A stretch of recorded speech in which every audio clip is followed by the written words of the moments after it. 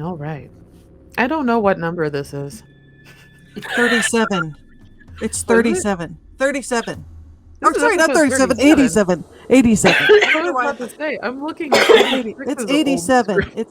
Actually, it says 87 catching up at the top. All right. Oh, I missed that. Yeah, it This says is a 87 at the blooper. top.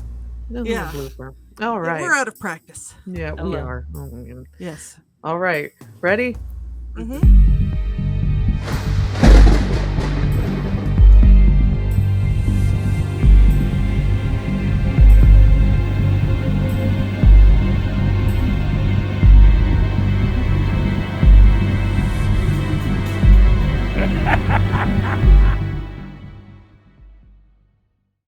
Hello, everyone, and welcome back to the Cincinnati Cabinet of Curiosities presents the Hometown Haunts podcast.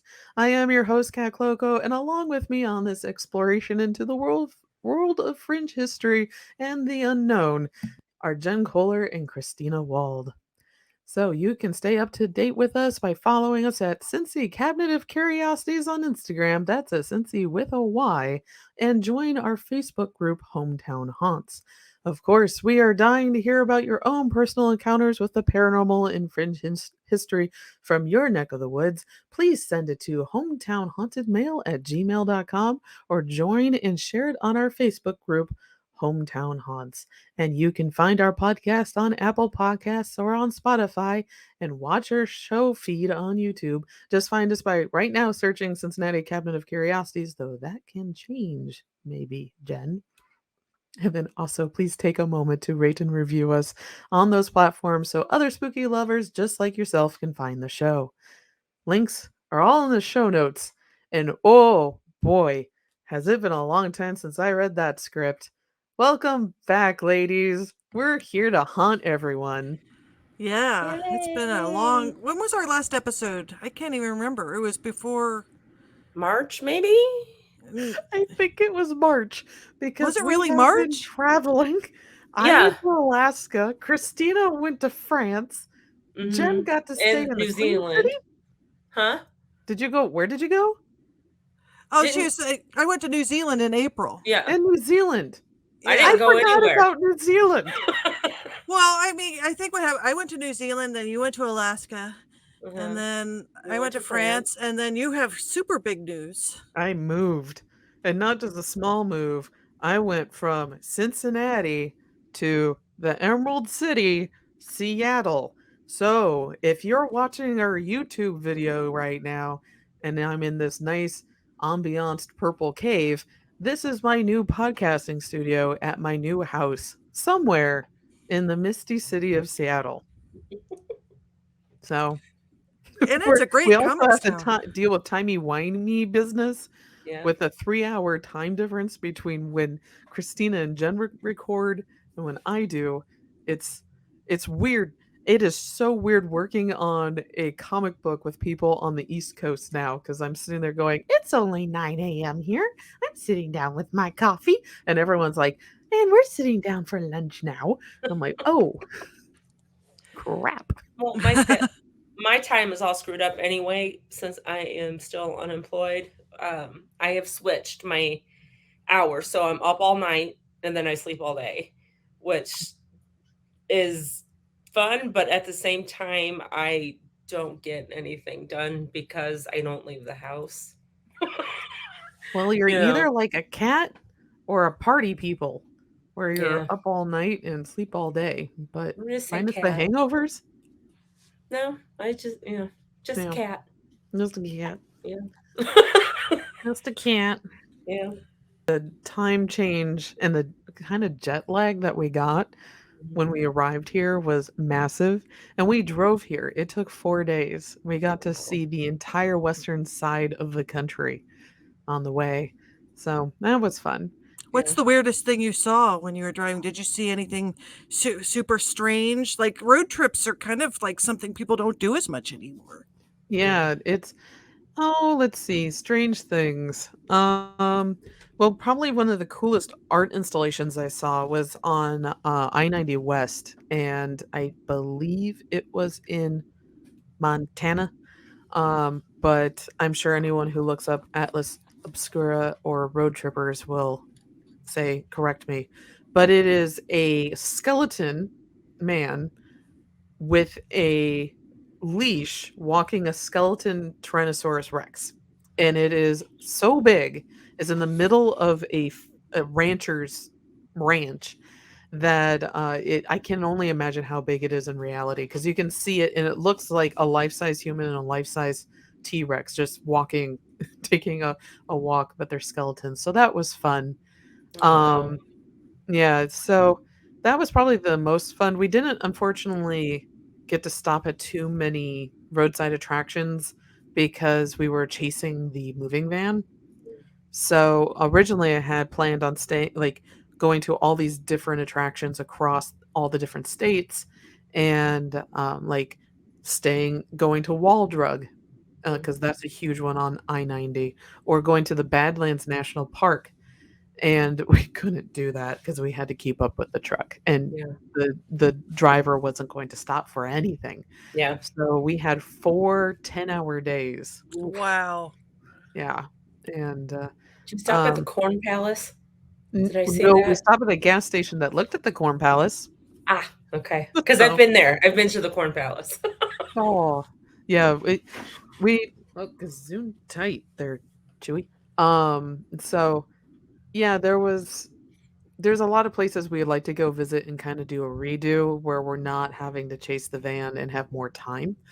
Um, and but I will say when we were in Montana, Billings, Montana, the hotel we stayed at was a mock log cabin Oh, how Mm, and cool. they had black bears carved out of wood that were placed around outside so that if you opened your window, you would see this little baby black bear staring back at you. Oh, that's oh, cool. that's It cute. freaked Chewy out to no end. Oh.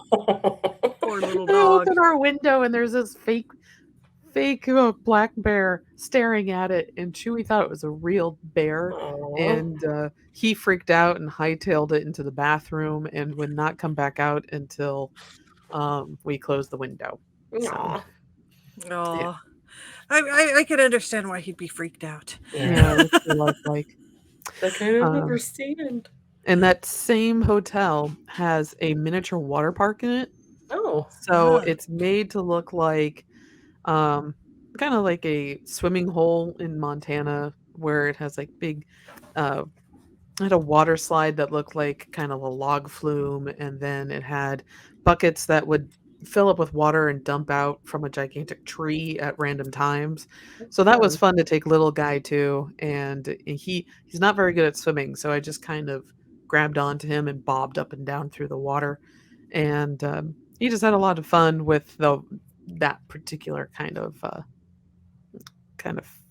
small pool area. So all the Neat. hotels we stayed at had pools in them so we can go swimming in the morning, Yeah. get Hmm. some exercise. And then we rented a gigantic truck ourselves to haul myself, little guy, all the dogs, and Bigfoot, who I call my hubby. Mhm. I, so yeah, it was a trip. Yeah. It was I like fun. how you say that. It was a trip. It was a It was trip. a I mean, it trip. sounds intense. I mean, I'm sure it Yeah. had its fun moments, but it Yeah. doesn't sound like something you'd want to duplicate anytime soon. Yeah, we didn't see any bison. We didn't see Oh. anything. We didn't see any bull elk or elk at all. No bears except for the carved kind. Mhm. So it was kind of a disappointment on that wildlife bit, but Hmm. we did manage to go through the entirety of the state of Washington though and discovered that it is not all big cedar trees like you think of when you think of the Seattle area because Hmm. I was like, "Oh, there's big cedar and fir trees and everything is rainy and all that." No, there is a plateau, the Columbia Plateau, which is basically a desert. Huh. Didn't And know that. yeah, and then if you go around Spokane, it's a completely different type not typography. I've been doing comics today. Topography. And yeah, it's a completely different vibe. So it was amazing just driving through and seeing all the different stages of weather you could drive through one state. Take that, Ohio. Uh-oh. Yeah, it's a pretty well. Washington's a huge state. We It is. visited Spokane years ago. I don't even remember what year this was. It was our friend Ioana was. She taught for a year at a university in Mhm, Spokane, and we visited her there, and then we drove from there to Seattle. mhm, I mean, all the trips kind of blended together. We've been to Seattle. My brother lived there for a while too, but it's such a mhm. beautiful area. And a lot of It is. artists there. Oh, Oh yeah. It's yeah. a very big comic area. Well, Wizards of the Coast is there, so you've got that Mm, ecosystem. yeah. Mhm. And whenever I say I'm a cartoonist, people are like, "Oh, that's cool."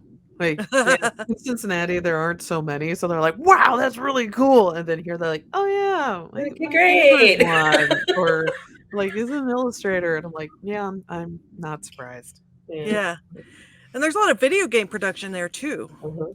Yeah. You know, Yep. so It's a so lot of we tech happening here. Yeah. Isn't it kind of moving up out of California? Yes, the other transplants that I've been meeting, who have moved here recently are all from California, Mm. and, Mhm. it's just it's interesting because 'cause we're all kind of they're all from Southern California too, not like Northern California, which is a very similar type climate and everything.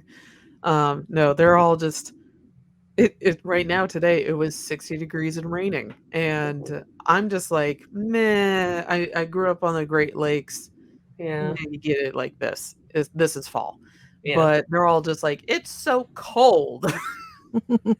And what's with all the rain? There's no sun. And I'm like, "Well, then you get a That's my day out." ideal day.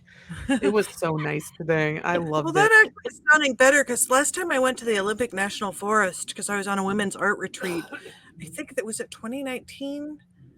I forget what year it was, but for a while, like the Olympic National Forest was getting very dry, so it almost looked Mhm. like a Northern California, which it should be it's a rainforest. Yeah, yeah.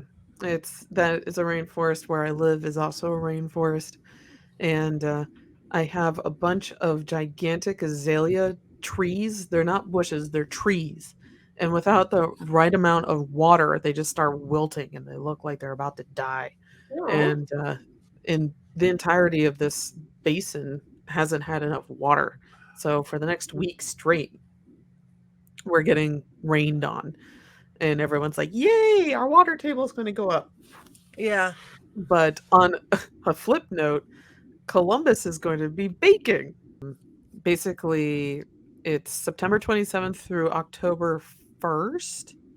Yes, is Cartoon Crossroads Columbus, which is our wonderful small press expo in Columbus, Ohio. And we will all be there. I have a table for Corpse Flower Press.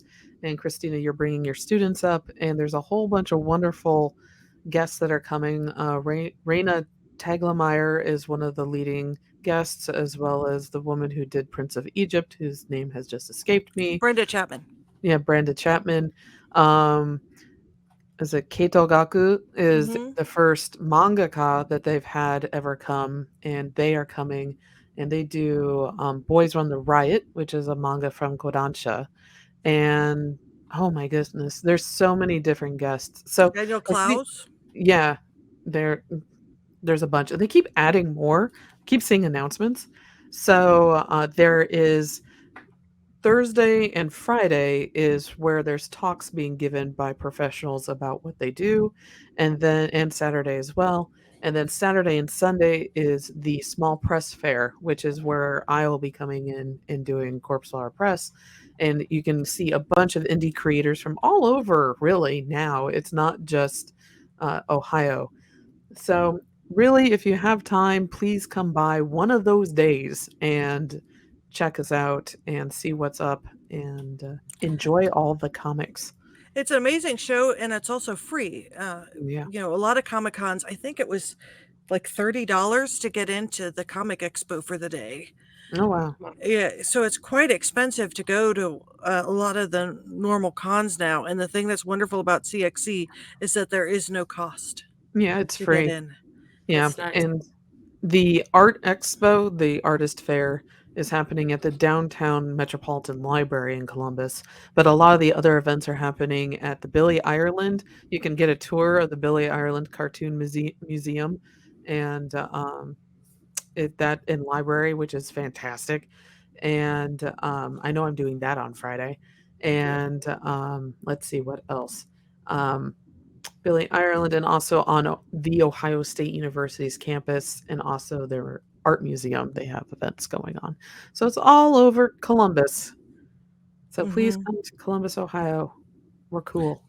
Well, Yeah, Columbus has really become a very nice cultural center. it Mhm. I mean, has. it's we went to Franklinton to sketch when we did the Ohio Summit, and it was like Pendleton on steroids. It was like all Oh these yeah. different artist studios and bands and breweries. It was just a really neat place. Yes. And So so, yeah. yeah, it's fun.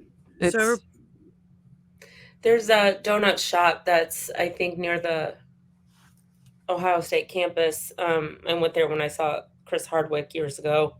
It's mhm. a 24-hour donut just called Buckeye Donuts, and they have Oh, breakfast sandwiches and a whole bunch of these crazy, yummy, delicious donuts. And ever since then, I've been wanting to. I'm like, I'm gonna go up there and just get donuts. this is our opportunity to get Yeah, donuts. it's Donuts. it's a good place, and I love that it's open 24 hours for the Yes. students, and you mhm. know, As um, every good donut place should be. yeah, Mhm. Mm, yeah. yes. So, And Christina, yes. shall we talk about your travels? Well, and your travels too, because you went to Alaska for a comic Camp. workshop. It was a Yeah, workshop and then it's a convention. workshop. It's a 4-day long workshop. Uh huh. So, sure, we could talk about it's the Alaska Robotics Comics Camp Uh and a huh. Comic Con, mini Comic Con. So, yeah, we're gonna go back into our Wayback Machine to May of this year. Uh huh. And yeah, it was an exciting time because it was the first time I had ever been in the Pacific Northwest and flying. Ironically, I flew to Seattle and then up to Juneau. It was a 12-hour day of travel because going from Cincinnati all the way up to Juneau. And it was wonderful. I didn't know what to make of Alaska. They had a little camping checklist to make sure that you had like the appropriate outerwear for when you're there. And it turned out that the traditional rainy time was not happening because that's when the heat wave for the Oh Pacific wow. Northwest was Oh, happening. So on average, the temperature was between the 70s and the 80s, which for all of us in Cincinnati, we're like, yeah, that's fine. But in Juneau, their houses are waterproofed and meant to keep heat in. So oh, people were having heat stroke Oh my because they oh, goodness. couldn't air out their houses fast enough. And there is, except for a Costco, there are no major retailers up there Oh really? and in Juneau. There are in other parts of Alaska. So everyone was kind of going like trying to find fans or anything they could to just make their homes cooler and less intolerable. But basically, I got there on a Thursday. I did a school talk on Friday. So I got to walk, and I like Juneau. It's so cozy. You can walk anywhere in the city.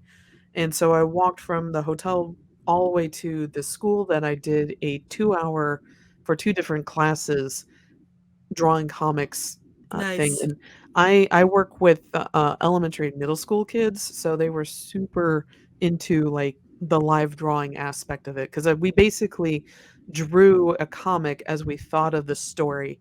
The first one was really fun because it was about a ham sandwich that wanted to travel to the moon because it was made of cheese. So I drew that as we're coming up with the story and we're paneling it all out, and I'm explaining how we put all the different panels and the gutters are like time frames and all that. And the second one was really fun. It was a dog who wanted to go to a park with a gigantic cat to go play. And the Aw. cat and the dog flew off because the cat's tail acted as a helicopter rudder and we could fly. So that was also fun. And it was great working with the kids. and they just had a lot of fun creating comics and getting inspired to retell stories in this particular sequential medium. And then on Saturday was our mini Comic Con. It was at the Culture Center of Alaska. There was a huge, and I didn't get to even see it, um, taxidermy exhibit of all the Oh, that different sounds native cool. animals of Alaska. The only one I got to see was the mountain goat, and it's huge. It's as big as my table, and it's like up to here, and Oh it's my just gosh. shaggy white hair. And I'm like, my goodness, because I could see these little white dots on the mountains. And this was the first time in really the United States I had been in a place where there's mountains directly next to you. And I remember looking up and just seeing these little white spots moving around. And one of the guides was like, "Yeah, those are mountain goats." I'm like, "What? There's mountain goats?" So there was that was me geeking out and really Oh, that's showing the fact awesome. that I've never left a cornfield. Um, so the mini con was fun. I was sitting on the first floor and basically got to greet everybody that came in and sold out of all of my books and zines Excellent. within Awesome. like the first few hours. So I just hung out and talked to all the different other comic creators that had traveled from all over. Um, and also gave a library talk where I talked about Bloody Mary and all the different variations of her, and that Excellent. was fun. And then afterwards, we got to be put on the minibus and taken over to Eagle Beach, which is where the camp is, and that basically is across the Big Bay from Glacier National Park, I think. Mhm. And so you're looking at these mountains and you're basically looking at untouched national park. Mm. And that was cool. Saw a few eagles. There was a bear that eventually did come into our encampment, got chased away. And then it was a bunch of different workshops that I can't actually talk about, but because you have to go to comic camp and experience it yourself. That But sounds it like a was really amazing Did you experience. sign an NDA? yep, it kind of. We were just there was a blood oath. A Gotcha. blood oath. Some By the light of the some things were moon in the burnt in woods. the fire turned green, yeah, you know, um, but yeah, we oh, but crows everywhere. We nicknamed one Goat Aw. and Bob because, not crows, I am sorry, I got corrected, they're ravens. Oh.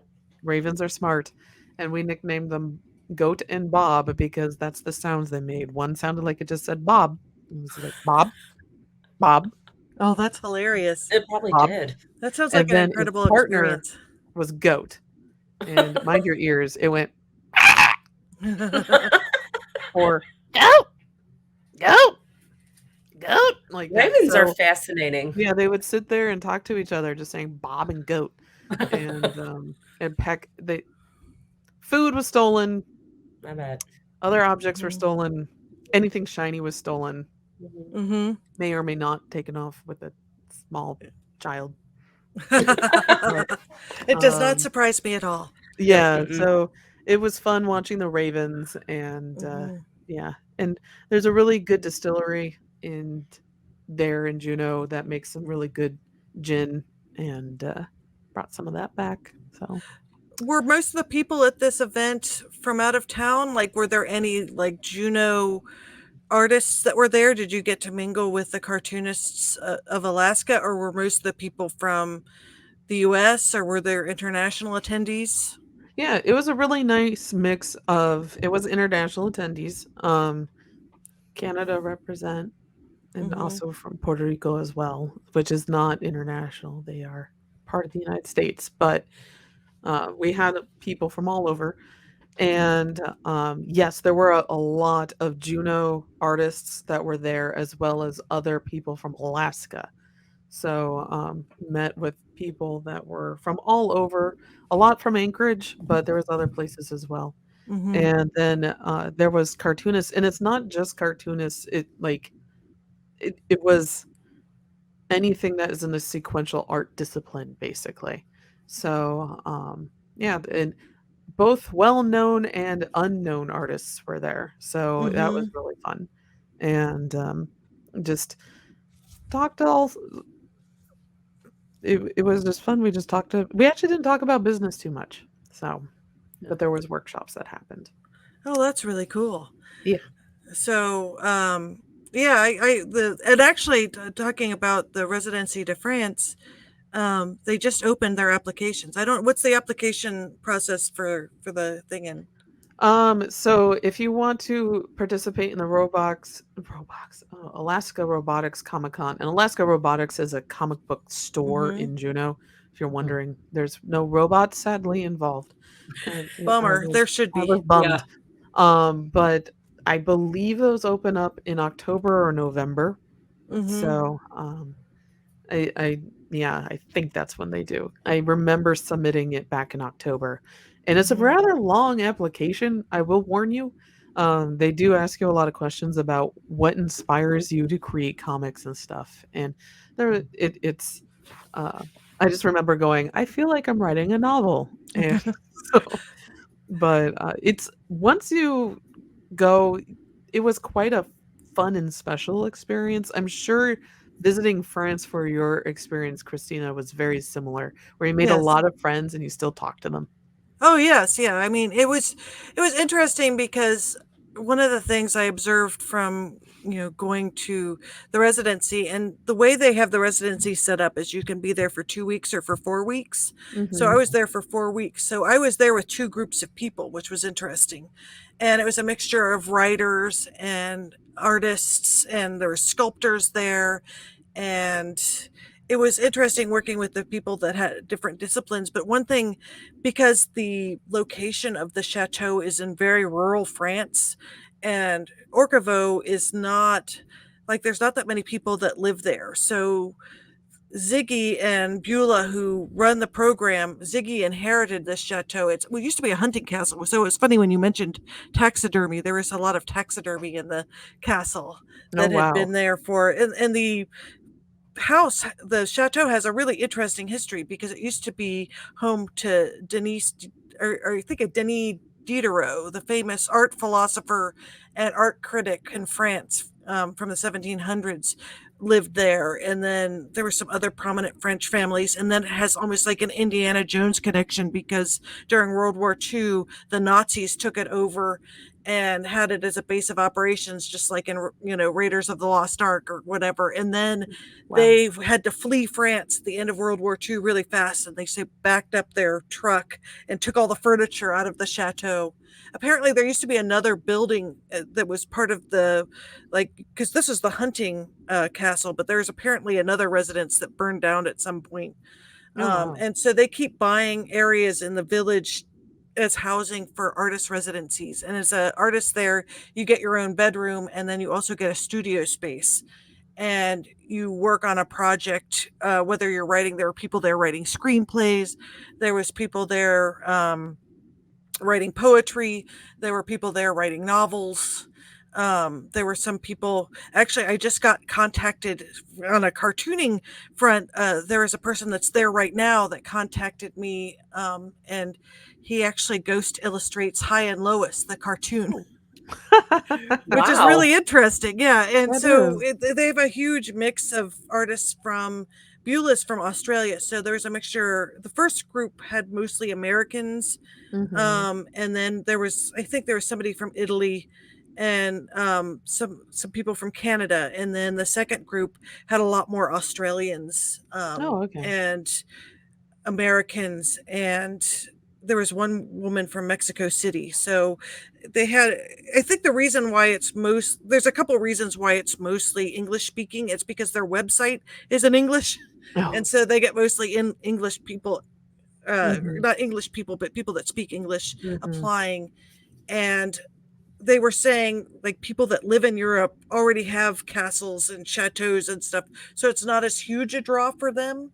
Mhm. But it was an interesting experience because people got really close, and I was observing because they had a chef that fixed all the meals, so you ate everything there, and the food Mhm. was really good, and they took really good care of you because you weren't really, if you didn't bring a car, we rented a car, but if you didn't have a car, there was nothing close. Like there were no stores. The little village didn't have any restaurants or anything like that. So you had like they took you to a store the first day, and you could buy like snacks and stuff if you wanted to, but you really didn't need anything. They had tons of food and wine Mhm. and all of that sort of thing. They even had a costume cave. They had like all these costumes Wow. because the last night we were there, they had a karaoke dance costumed dance party, and everybody put on costumes and was singing and dancing. Okay, That's I have really a, Pretty cool. I have fun. a question. Did you have to pay to go there? Yes, their goal is eventually to, and that goes for the restoration. But Okay. I got a partial scholarship to that covered part of it, and they're hoping eventually that it's totally that you don't have to pay something. Mhm. But I think the reason behind paying for something is it helps. Also, I think it's good to pay something for it because sometimes it gives you some skin in the game too to Mhm. Well, yeah, yeah. to go. But I mean, it was very reasonable for being there for a month because it includes all the food and all Yeah. your Mhm. board and all that stuff. And then they ask, you don't have to, they ask if you could leave a piece of art for them. Oh, Mhm. But I think for a lot of the people, especially like some of the younger artists, it ended up, I think, being very profound for them because you ate all your meals with everybody every day. And that kind of interaction is kind of unusual these days where you like sit at tables and eat meals together Yeah. and talk and spend that much time with other people. It became very emotional for people. Like there Mhm. were people that they didn't have this sort of they didn't have this sort of support structure at home for their artwork and for the type of stuff that you don't usually get to spend your time immersed in art to this level and just talking about it and being with other people and working in studios and kind of seeing what other people are working on. That's a pretty unusual Mhm. situation to be in, and I think a lot of people that were there found it really profound. We were talking about it's kind of like going to Narnia or something. It's sort of, you go Yeah. to this place where everybody, and some, we had a couple people that even were into music, so there have been some of the residencies where they have people that perform and do music. The second half of the residency, some people performed some play stuff as part of their artwork, so it was really, and some people did dance. I mean, it was really neat. That wow. sounds really cool. The entire time you were there, and every time you post something, I'm like, oh man, the pictures I I could know. take there. I'm Well, just and like, I one need of to be there. my friend Joanne joined me for the first 2 weeks, and she was so bummed that she had to leave after 2 weeks. She said, "I Oh wish I Oh. had done the whole 4 weeks." Oh. And it was, and it is hard to leave because it is such an interesting experience getting to be with people on that level where you're sort of interacting, and talking about art and talking about, and it was an interesting age group mix. The Yeah. first group had more people that were a little bit like around my age, Mhm. but then the second group had a lot of younger people. So I was one of the older people in the second group. Like, so a Oh, lot that's of them, we interesting. had a lot of artists like in their 20s, and, Yeah. that was kind of interesting. And then there's only a couple people that were my age or older in the Yeah. second group. Yeah, that's a lot like the, comics camp. So, same thing. It was we all eat together, and, it's interesting being able to do that Hmm. now. And it was quite profound. It was people of all ages, and that was great. And, yeah, we also had a chef that made everything. So it was you were never hungry there. Yeah, there was so much food. And there's also it's not a scholarship, but you can get, um oh, you don't oh, how do I have just lost the word, but basically a scholarship where you can get a certain amount of money deducted. Um, Hmm. so it with the, It's like some sort of grant. I think yeah, what they called ours was a grant. There yeah, was with a somebody on grant. our first one that actually had a complete scholarship, and they had added that later. I mean, I applied for this in 2020, so it was a long time ago. Yeah. And Mhm, then because of COVID, they couldn't schedule it until now. mhm, But they are buying more and more space in the village and making it so that they have gallery space. Beulah, who helps run it has owned galleries in Hong Kong and in Australia and in New York, and so she's heavily into the gallery scene. Mhm. Well, And people so like that fascinate me. yeah, Mhm. it's a really interesting mix, and they're renovating a lot more spaces, so they'll be able to take more people, but they'll probably get a lot more. I mean, they were saying that they take about 20% of the applicants, but Oh, that's wow. probably going to go higher as people talk about it and it gets more popular in different Yeah. circles. There's going to be more and more people applying, so Yeah. I think it's going to be one of those things where it's going to be probably harder to get in the longer it Yeah. goes Do on. do you have what kind of like background do you have to get in? I think that I think a lot of it probably just depends on how well you articulate what you want to do while you're there. Mhm. Mhm. Yeah.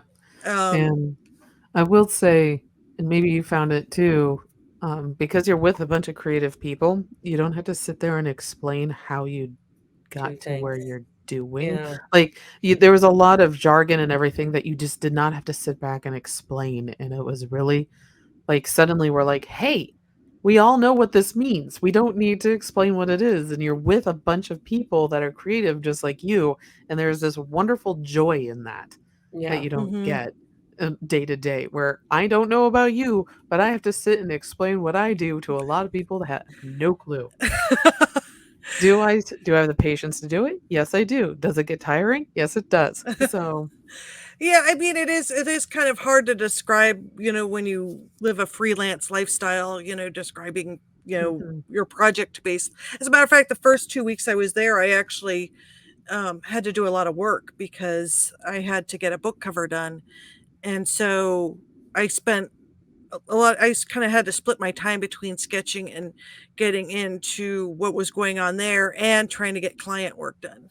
yeah. Oh, And wow. then the second 2 weeks, I didn't have as much that I had to get done. And, I was able to kind of move some deadlines around so that I could focus more on what I was doing there. And then since we had a car, it made it nice because we could do some side trips and visit Mhm, some towns that were close.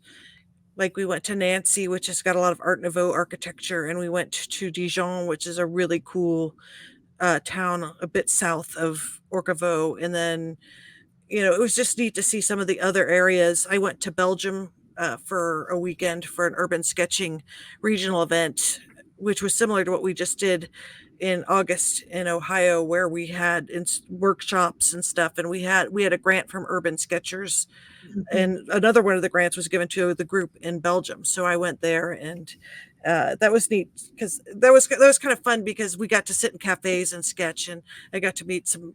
There were some people I already knew there that I had talked to for years, but never met them in person. And then I met some new artists too. That was really fun.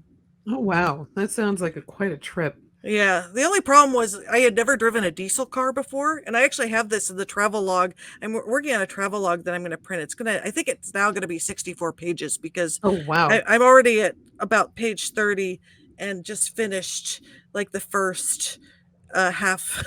So I'm Wow. halfway through, and I'm at page 30. But when we got the car from the rental, which we actually rented the car through Costco. Costco, you can rent Really? Yeah, cars through, Costco does it a turns lot out. of stuff I wasn't And aware of. and so it was a diesel car, which I've never driven a diesel car, and it had a little light in it that said "Add Blue."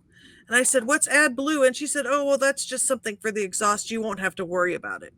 Well, as I was driving to Belgium, like the little Add Blue light started flashing, and so I had to figure out what it was, how to get it, and how to put it in the car. Oh, And no. so I ended up getting to Belgium late because I was trying to figure out. So I called my friend Ioana because she rents diesel cars and she had no idea what this stuff was. And so I finally found a place that sold it, but I had to figure out how to get the credit card to work and how to, like, everything's contactless and there's nobody working there. And finally some young man helped me, like, pay for it and put it in the car. Aw. Wow. And so it did worked out. And of course then you're trying to I don't speak French, and so fortunately the kid spoke enough English that he was able to help me, and it was very Oh, nice. Oh, wow. well, that's nice. But it took a while to kind of figure out. I mean, because you do Google searches, but the thing that was most difficult is it's like how much does it need, and it Yeah. had like a little nozzle. So there were you could either buy it in bottles or they had like dispensers that kind of look like a gasoline, Mhm. nozzle. And so I found one that was a nozzle one and it just filled it up. And I guess it was okay. I mean, it wasn't Mm, that expensive. It was just, I had no idea what this stuff was. And right. apparently, if you run out of it, the car can stop working because it's to, I guess diesel used to be very smoky and Yeah. smelly. And this is some sort of additive that is good for the environment. It like Oh, cleans the, Oh, but yeah, yeah. that's I'd never heard cool. of it before. Yeah, I mean it diesel gets more to a gallon, but I have not ever had a diesel car. Wow. That So, that's an experience. if you Yeah. had not had the car, would they pick you up? Like, how do you get from the airport to? If you don't rent a car, you take the train from Paris to Chabon, which is a town that's about half an hour from Orcavo, and they Okay, pick you up. Oh, from okay. there. Okay, Yeah. So, it was pretty cool. I mean, yeah. you didn't have to have a car there. Mhm. I probably wouldn't have, but it was nice having being there for a month because I think that it was nice to be able to kind of get out and do other things. Yeah. I Which brings a question. Yes. Was it haunted? There was a girl at the first group that brought an EMF and they did get a reading like at the staircase. Everybody was claiming it wasn't haunted. But the second Mm. group, one of the women there was a medium and she said it was kind of like that ghost show where there are people there but they weren't disturbed. Mm. Like Okay. they were there. Just she said they were happy to see it being used was what she said. Okay. Which That's you would cool. get that cat, what she was describing. She said Yeah. that there were entities there that were tied to the house, but they weren't. They Yeah. liked what was happening there. Okay. I'm going to propose a trip for the three of us. Do you think we could all get accepted and all go at the same time? Oh, you Mm. could. I mean, you could apply and see. I mean, and you could also. There's a lot of cool places to stay. You can stay in castles and Mhm. just go there on a trip. I actually would love to go back to. I went to I flew in and out of Nice, and I Mm, thought it was really pretty, and I would like to go there for longer. I yeah. mean, Mhm. south of France is really cool too, like Marseille and that Mhm. whole area is really cool. I mean, Mhm. there's so many interesting places to visit. I would love to go back, and it's one of those things where, yeah, I'd love to go back, but there's so many places I haven't been to yet. Right. Mhm. Yeah. Like Asia. I mean, I would love to go Yeah. to. I've always wanted to go to like Cambodia and sketch Angkor Wat and Mhm. go around all those areas and take that in. That would be really nice. Yeah. Yeah, Yeah. there's so many interesting spots around the world. Yeah. But I know. there apparently was stuff there, but there wasn't. It didn't. People didn't have It any wasn't kind of bothering weird. anyone. There was a person there that had been living in England, and the place that she had been living in. I'll have to have her write it up for a future episode because she had some pretty disturbing um, Oh, experiences in her apartment in England. she didn't Do live you in remember? Enfield, did she? Sorry. No. Sorry. Where did she say that? I forget where she said that she Just lived. about everywhere in London is haunted. Well, yeah, and there's been a lot of. I mean, where we were in a village, it was very like when I drove back from Belgium. It was on a Sunday, and the last hour I saw no other cars because, Wow. like, you have the cities have a lot of people, but it goes really rural fast in Mhm. France. I don't know if you Huh. could say that of all of Europe, but France was pretty rural if Yeah. it wasn't a city. Yeah. Because I remember that because I went to Paris back in 2008 and Hmm. then to wherever Moy and Chandon is, that little town, and that drive took a bus, and as soon as you left Paris, it was just bam, fields, and then little towns scattered here or there, which was just kind of shocking because you'd think like it's a lot larger metropolises like New York City, where it just goes on and on and on, and there's boroughs Yes. everywhere, and it doesn't quite do that, and you're just like, wow, okay, So I the we're mean, in the city just rural part hasn't now. expanded. Sorry. The city just hasn't expanded. I think there's not a lot of it's a very agricultural country. Hmm. Hmm. Yeah. And I think there's just not, and a lot of the villages you would drive through were fairly abandoned. There was a lot Really? of areas that, I mean, it's like that in America too. You go to a lot of little towns that there's Hmm. just no jobs there. There's nothing you can do there. Yeah. And so most people move where there's jobs. So it's Yeah. like It's ghost like that in towns. Japan. Yeah, I think it's like that in the world. You go where the jobs are and people just abandon a lot of Hmm. properties. Yeah. Oh, And there's, I mean, so you could probably buy a a castle. chateau there Oh, and stay there. you know, And there's a guy I follow on Instagram. He posts a lot of pictures of abandoned chateaus and stuff in France in Hmm. video. And oh mhm, my God, they're so beautiful and mhm. so heartbreakingly sad Well, because it's there's very these. expensive. Well, yeah, Yeah. there's just these huge buildings and there's all this person's stuff that's left there, Oh you yeah, and know? And it's expensive to maintain them. yeah. Yeah. Like they have to have a pretty big staff of people. And so that's what a lot of the and they will probably eventually get more benefactors and grants and stuff like that to cover the artists and as they work on it. But you know, you have to take care of the grounds, and all those old Mhm, buildings get a lot of water damage, and you have to be Hmm. fixing them up. And mhm. and I can't imagine how much the electricity and all that stuff costs. It's just through the roof. It's the same problem that we have with historic places around Mhm. here. Yeah. And Hmm. also keeping the insurance up too is just ridiculous. And I hear Hmm. So, roof upkeep is hard. yeah, the roof upkeep is hard. So, how was New Zealand? Oh yes, going back even further to Mhm. that was really interesting. I mean, it was that was my first long haul flight ever because I've not been, like I said, I would love to go to Asia sometime. So our flight was 14 hours between Yeah. Houston and Auckland, but it was really an interest. I wish we'd had longer there. In any other year, we would have tried to. It just because it was during the school year, I couldn't get enough time off to have more Mhm. than we did because I teach illustration at NKU during that time. And because I would like to see the South Island and go to Wellington and see much more of the, you know, the islands there. But Mhm. Auckland was really interesting. It had a huge Asian culture because I guess they'd had sort of an immigration policy, I want to say in the 70s and 80s, and had a bunch of people move there from Asia. And so it had a really nice multicultural feel. Yeah. Nice. A lot of really great restaurants too in Mhm. Auckland.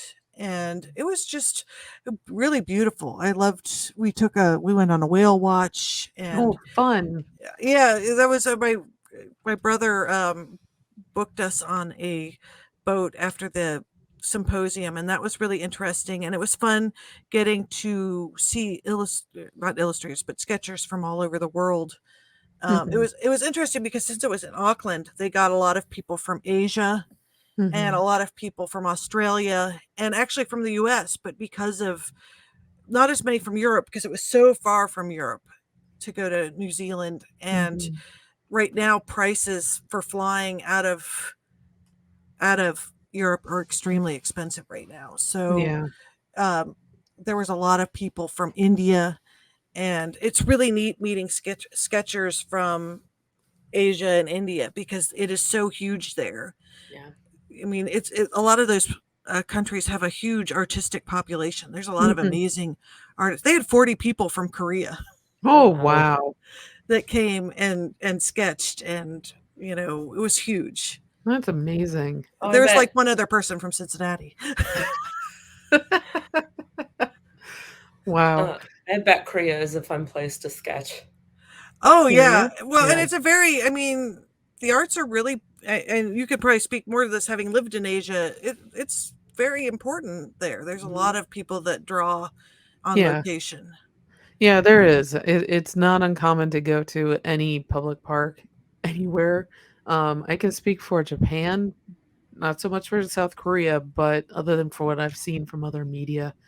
But yeah, there's people that take time to draw. It's kind of that time where you can unwind from whatever you're doing the rest of the week for work and Mhm. just be able to go and enjoy just nature.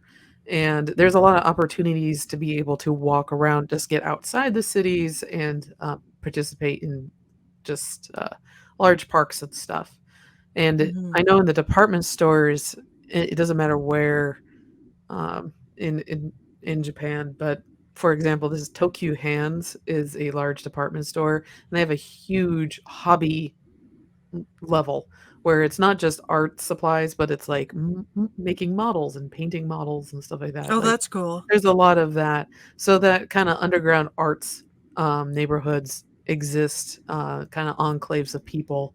And it's for any particular genre of art that you're into. For comics, yes, there's manga circles. If you're into making Gundam models, there's that. If you're into rock music, there's that. The amount of underground cowboy bars is quite astonishing. Um, yeah, it's great, and yeah, I'm glad you were able to meet so many artists from different parts of the world that you wouldn't average be able to meet. So Mhm. that's really cool. I want to meet all the artists from India. That sounds fantastic. Yeah, and they have their outings are huge. I mean, like one of the women that used to be on the executive board was visiting where she was from originally in India, and she joined, I think it was Pune. She joined them on one of their outings, and they said this was one of their small outings, and they had about 100 people there. Like they get Oh, wow. huge amounts of people drawing, and there's some really astonishingly good artists everywhere in the world, and Yeah. it's so interesting, Mhm. how seeing how this is spread around the world and how I mean, Asia kind of does their own symposium, which I think they're resuming this year, called Asia Link, and it's just China and Hong Kong and Indonesia and, I mean, Asia, Japan, and they all kind of have their own Mhm. event. Okay. Yeah, all Yeah. the different regions in Asia. Yeah, I Um, mean, there's a ton of people in these mhm. areas and a ton of chapters. Oh, I mean, wow. it's pretty amazing. I think they just passed 400 chapters. Oh my Wow. gosh. So it's so popular around the world. It's kind of exciting that there's so many people into this and love Mhm. drawing and love to share their love of drawing. Oh, yeah. So tell me again how Urban Sketchers got started and then how you just kind of sign up to be under that banner or Yeah, what happened was the person that started it lives in Seattle. And he actually illustrates for the Seattle Times. Is that the name oh of the wow. paper Yes. there? Uh-huh. Yeah. And he worked there. He did urban sketching and stuff for the paper, but now I think he just illustrates for them. Okay. And it was, I think, around 2007, he started posting drawings of where he lived to a Flickr page, if Oh, Mhm. anyone wow. remembers Flickr. Mhm. And people just started contributing to it, and the whole manifesto was drawing where you lived and showing life where you are. And they've kind of actually been moving towards reportage, which is actually sketching stuff as it happens Ah. Uh-huh. and kind of telling story about it. So what's so beyond just drawing a pretty picture, what is going on, sort of documenting the five senses of where you are and the story Mhm. behind the experience of what's happening. Okay. So kind of like if you were at a protest or whatever. Yeah, Like or Mhm. at a photojournalism without for the example, camera. yes. I Yeah. mean, there Mhm. are people that sketch in war zones. I wouldn't do Mhm. that, but that seems a little dangerous to me. But there's Yeah. people like, I mean, even sketching at a market or a coffee shop or whatever, and the things that you see that happen can be really interesting to document. Yeah. Huh. And, it sort of just took off. And Yeah. I think a lot of people enjoy the community. I mean, you don't have to pay to join or anything. Right. I mean, Mhm. it's just people share the drawings of where they are online. And it's really a neat picture into life all over the world. Mhm. Mhm. And Yeah. It's something I got into with doing comics camp, trying to do yes, that kind of art in the moment. And it's a skill set that you use that is not the same type of skill set you do for creating long form sequential art.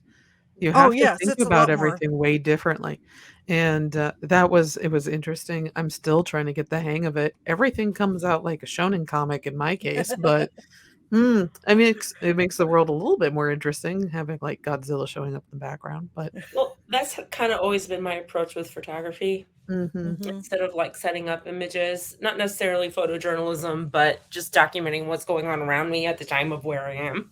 mhm, yeah, Um, Mhm. yeah. and that I always liked going. I need to get back into it. Going to the urban sketchers here because you always went to neat places, and I just go take photos while Yeah, Go I do mean, it everybody was then. drawing. Yeah. it kind of teaches you about where you live too. You Hmm. Mhm. learn a lot more about where you live when you go and sketch different areas of town, and I think that that's something that's really special about it too. I just realized I should join Urban Sketchers Seattle. You Oh should. yeah, they have a Yeah. huge group there. And Oh my gosh, Well, I'm you not and with it'll it. allow you to meet people. Yeah, oh Yeah. yeah, yeah. yeah, because there's something that is called the Seattle Freeze, Hmm. Uh-huh. which I have you ever heard of the term?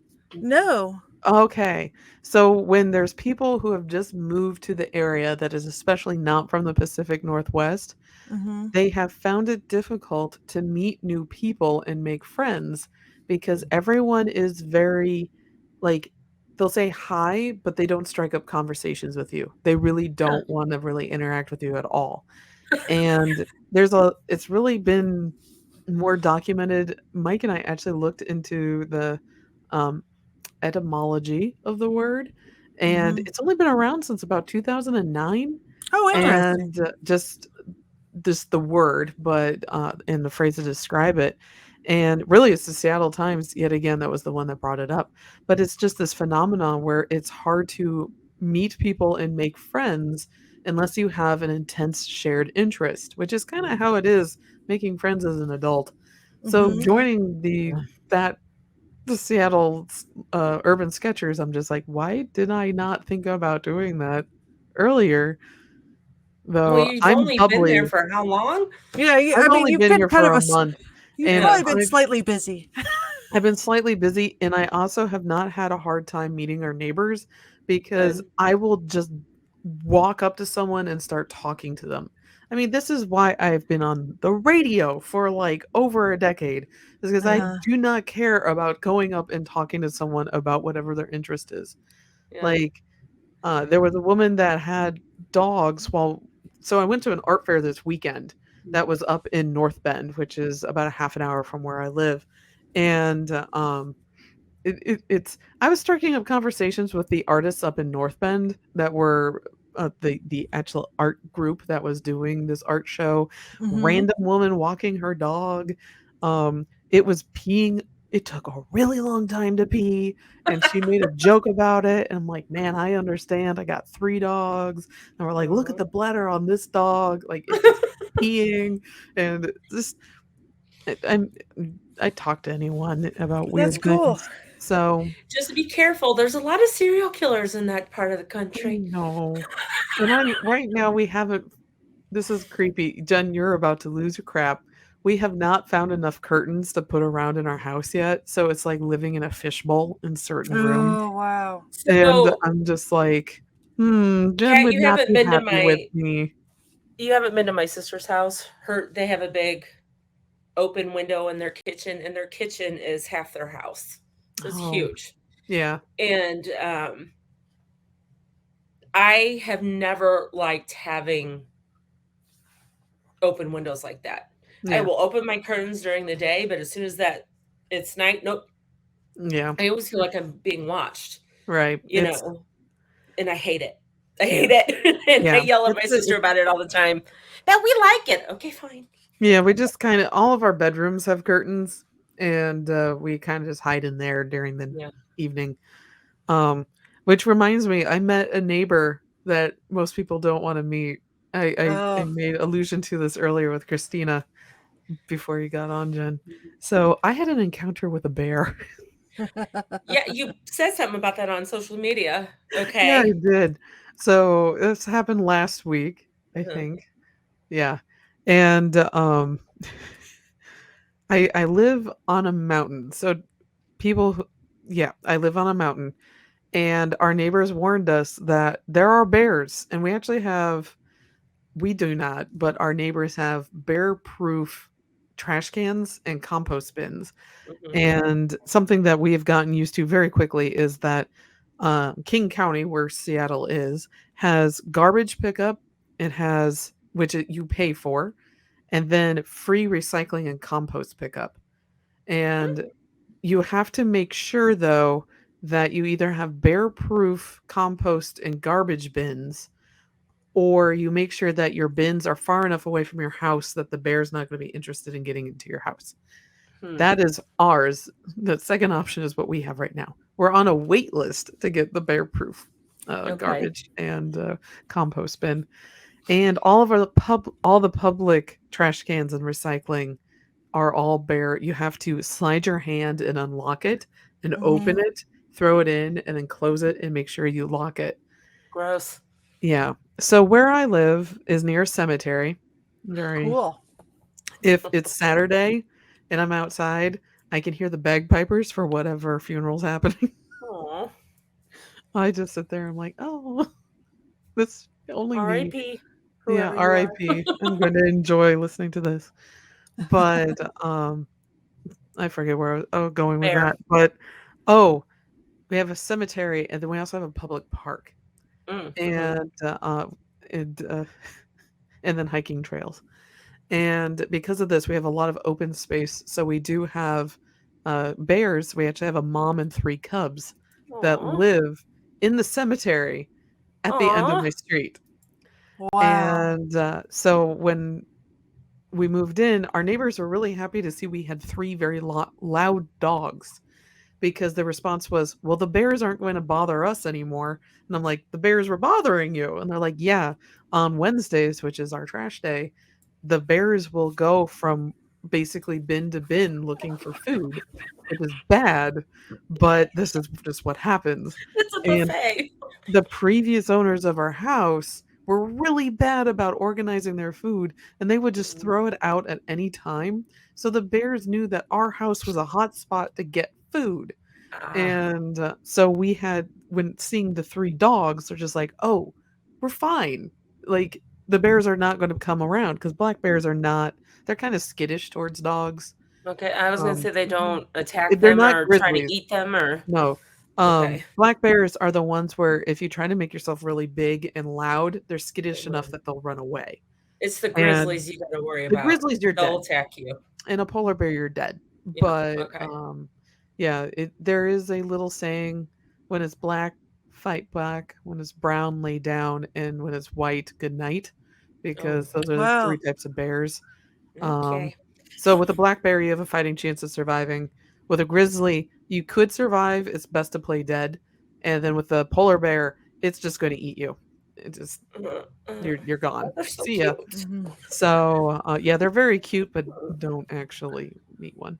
At If any not rate, friend, why friendship? yeah, yeah, exactly. Well, we're But about at an hour, so we probably I should know wrap I'm it trying to up. wrap this up. I'm walking my dogs on trash day, and we're one avenue away from where we live. And I looked down, and I thought I saw, at first glance, was a rather large black lab that was off leash. And my first instinct was, "Oh no, there's an off leash dog, and I have three dogs, and it's going to come after me." Just like it did when I lived in Cincinnati. Every time I Mhm. walked my dogs and there was an off leash dog, it just came tearing for us. So I Oh. have a whistle on my Mhm. keychain just to kind of scare dogs away.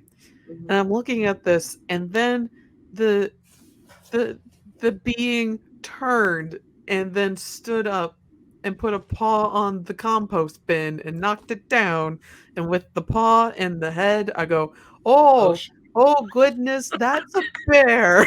Oh. They're I'm going the other smaller way. than I expected. So, one of the things I did in preparation for moving here is listening and learning more about bears. It was this it was a not full grown bear, which made me slightly nervous because where's mama then? But Mhm. that wasn't That's where you worrying. get into trouble. Yeah. Yeah, it wasn't a baby bear. This was a, like, nearly full grown bear. Okay. And as I have learned, when they are nearly full grown, they tend to forage further away from mom, so it's Right. not quite as scary. And also, this bear was so interested in whatever was in that compost bin, it did not care about me or the dogs. That's Plus, good. I was wearing a gigantic sweater and I have 3 dogs around and we have loud leashes. We look like a rather intimidating nebulous thing. It wasn't going to come anywhere close to us. Plus, it wasn't, we didn't run into it at the end of a street. It was a good few houses down. That's still too close for Wow. Yeah, my they can taste. outrun you. They can Yeah. outrun you. Yeah. But this one did not care. It wanted whatever was in the bin. So myself and all 3 of our dogs are just fine. Oh, And good. now I know to get my dogs bear bells, Yeah. which Okay. put on their collars. Oh, I You like that know, idea of bear bells. I've Mhm. heard that black bears can be super friendly. Like, I can't remember where it is, but there's a town somewhere in the US that is overrun by black bears. I think it's black bears. And the town just is like, they just intermingle with them and no one Mhm. gets attacked. Yeah. They Because cohabitate. mhm. And like I saw a post on Instagram of a woman who this black bear just kind of adopted her and he hangs out on her front porch. Wow. Yeah, that can happen. So I don't know how those things happen. Like there's a disconnect there. How do they not attack you? Like how do I mean obviously they're smarter than you think, but I don't You know. just It's not It like seeing a cat on the street. yeah, well, no, there's it's probably not. mountain lions there too. Are there mountain lions there? There's bobcats Okay. around I mean, here. large predators usually have a it's a challenging time for them because, as people encroach on their environment, you Mhm. just have to. I mean, the best advice is that they try to keep people just from getting, like, In you their don't want to way. make bears friendly. You want them No. to kind of stay away Right. Yeah. from, so that's why they have the bear trash cans and stuff, so that Yeah. they Right. don't associate your house with food. So, may I recommend listening to, you got 2 different podcasts that you can listen to. My Favorite Murder, the Night of the Grizzlies episode, or Tooth Cool. and Claw, the Night of the Grizzlies episode.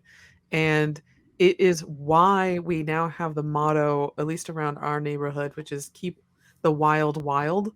Mm. We do not keep bird feeders outside. We do Exactly. not try to feed them in any way.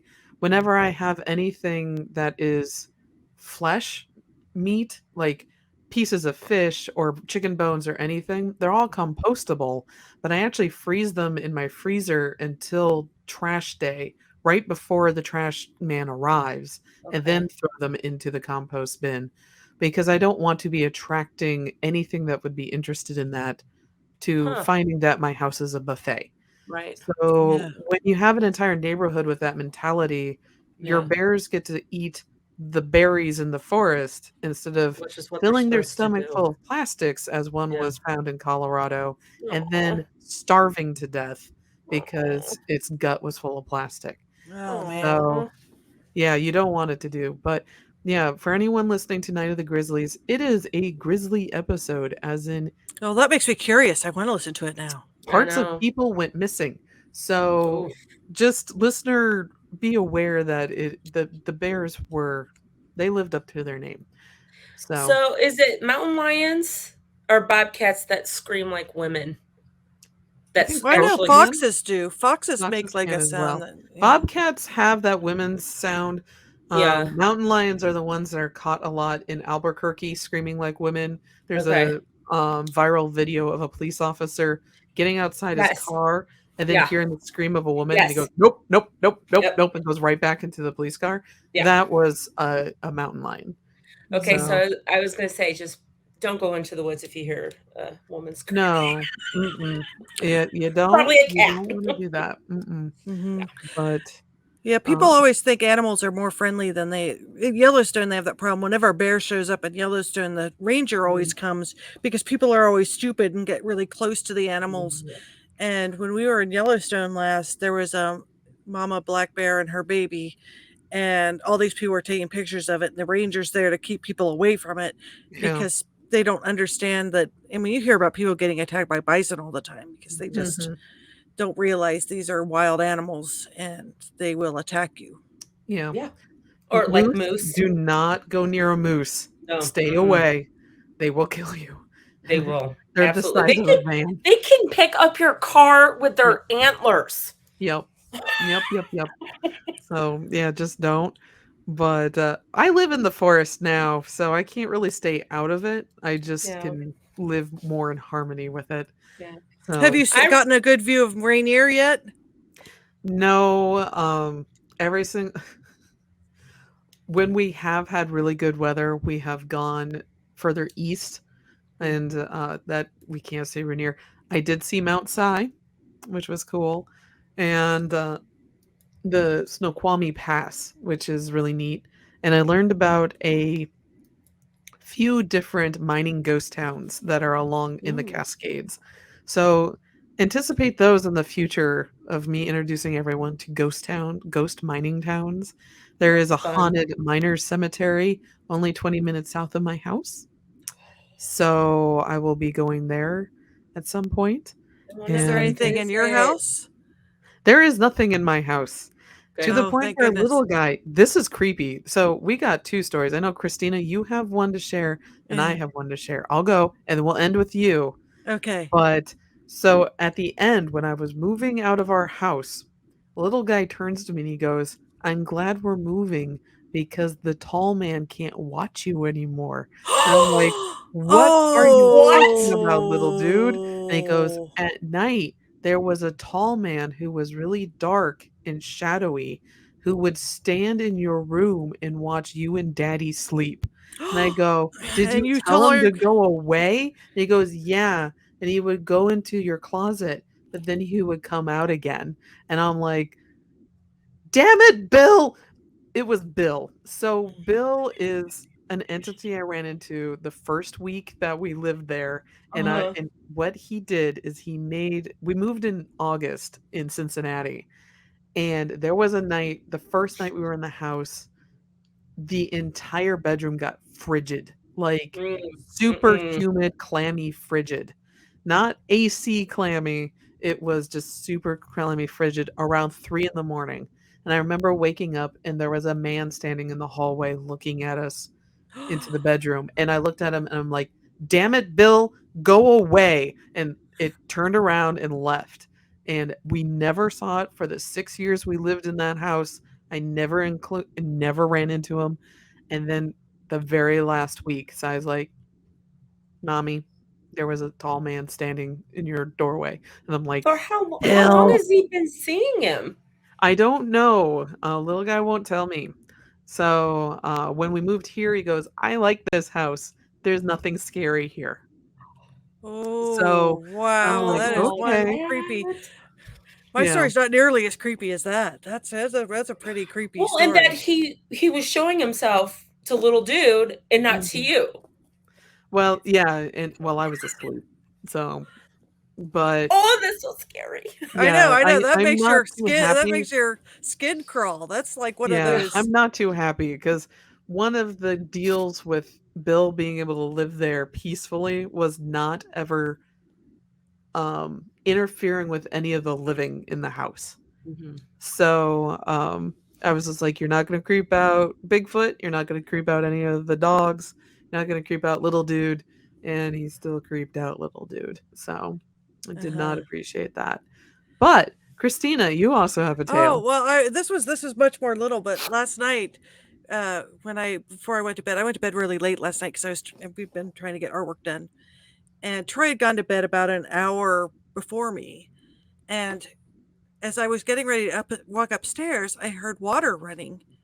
I was like, "That's weird," and I was trying to figure out where it was, and I went into the bathroom down here, and the sink was on just a little bit, and the faucet was running, and the stopper was in it, and so it had like about an inch of water in it, and so it had to have turned on after Troy went to bed, because if it had turned on, when he went to bed, or if he had turned it on, as it would have overflowed. Right. Mhm. And so I turned it off. It was just a little bit, and that was kind That's of weird. weird. Huh. Yeah. That is an interesting incident. That is interesting. I mean, we don't Yeah. know. And Troy said, "Boy, that is really creepy." Because I was like, "Where's this water sound coming from?" And Yeah. it hadn't overflowed yet or Mhm. anything, but it would have if I'd not turned it off. Right. That's interesting. Did you bring anything new into the house? Um, I don't know if I've brought anything. I mean, obviously from my travels, but I mean nothing Mhm. old new. Okay. I mean, obviously you have, I have sketchbooks that I bring in and, stuff we order and that kind of Yeah. stuff. Well, But I somebody can't think of wanted your any. attention for something. I know, it's Huh. kind of weird. Yeah. Well, Keep keep it. your eyes out for Yeah. anything else that's Yeah, it small. was it was kind of That's a weird. well, that's It's what normal hauntings are like. Like people think it's like a big poltergeist thing, and no, it's your faucet turning on by itself. Or It, like back in the day your TV turning on by itself. see, somebody It's that stuff trying would to get like freak me that. the f attention. out if my Sorry? TV went on by itself. Yeah. Mm-mm. Mm-mm. Yeah, I'd be no, throwing the that thing out in the backyard so fast. No. yeah, Yeah, but not one of these smart TVs. It has to be one of those tube TVs with the Uh, dial where you had to well, get that's what I was up gonna and yeah. say. turn These everything. smart TVs are so weird. It's hard to tell. Yeah, But I yeah, mean, that would be, but that was kind of a weird, like I said, because Troy had gone to bed an hour earlier. So yeah, I'm trying to think if there is anything new that I brought in, and I don't think that anything in here yeah, is is Thank, ex, thankfully, you I don't know. have any of that going on in my place. The creepiest yeah. thing is I've been seeing crickets in here. Mm. Oh, Nope, crickets? crickets. Yeah, I saw a it's fall. grasshopper They're on our. going in. Yeah. Yeah, I it's think it's that annoying. time of year. It's that time Yeah. of year with Well, when the I wake bugs up and in the stuff. middle of the night and I don't have my glasses on, I see this black fuzzy thing on the floor moving. I'm like, Uh-huh. Yeah.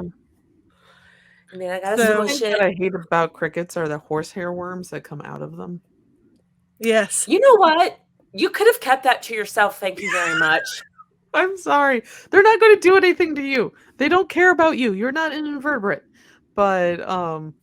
yeah, it's Well, I I tend accidentally to. stepped on one once and a horsehair worm came out of the body. oof.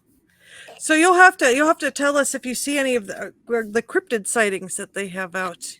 And Yeah, now that I'll you're be in the looking out. mountains, you Yeah. might start seeing like some of that stuff. Yeah. Oh, I'm sure yeah. Washington seems like it would have a lot of interesting. Maybe an alien or a UFO. Have you There's seen a the lot of movie that. The Fourth Kind with Mila Jovovich? Is that the Mhm. one with the owls? Which is the one with the Yes, owls? with the Yeah. owls. That apparently is a true story from Juneau. Yeah, Yeah. Mhm. trust there was a lot of jokes about if you see an owl, let people Run. know. Yeah. Kind of, um, That movie scared the yeah, crap out of me. yeah. Um, yeah, but that reminds me for all of our listeners, now we are really truly a hometown haunt because we're now in all over the United States. So if you have your own story, it could be a paranormal experience, spooky stories from your neck of the woods, fringe history. Please email it to was it hometownhauntedmail@gmail.com and we'll share it here on the podcast. And also, you can follow us at Cincy Cabinet of Curiosities on Instagram and our Hometown Haunts Facebook page. It is wonderful to be back. It feels more Yes. normal now to be doing a podcast again. Yay. And I hope we'll see everyone at CXC this week.